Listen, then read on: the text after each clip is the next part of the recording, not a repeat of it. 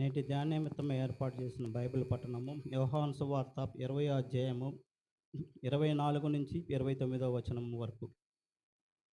యేసు వచ్చినప్పుడు 12 మందిలో ఒకడైన దిదుమ అనబడిన తోమ వారితో లేకపోయెను. గనుక తక్కిన శిష్యులు మేము ప్రభువును చూచితమని అతనితో చెప్పగా, అతడు నేను ఆయన చేతులలో మేకుల గుర్తును చూచి నా వ్రేలు ఆ మేకుల గుర్తులో పెట్టి నా చెయ్యి ఆయన ప్రక్కలో ఉంచితేనే గాని నమ్మనని వారితో చెప్పాను. 8 దినములైన తర్వాత ఆయన శిష్యులు మరలా లోపల ఉన్నప్పుడు తోమా వారితో కూడా ఉండెను. తలుపులు మూయబడి ఉండగా యేసు వచ్చి మధ్యన నిలిచి మీకు సమాధానము కలుగును గాక అనెను.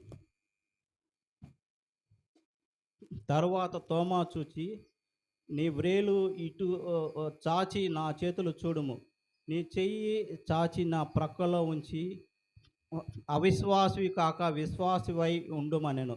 అందుకు తోమా ఆయనతో నా ప్రభువా నా దేవా అనెను. యేసు నీవు నన్ను చూచి నమ్మితివి, చూడక నమ్మిన వారు ధన్యులని అతనితో చెప్పెను. దేవుడు తన పరిశుద్ధ వాక్యం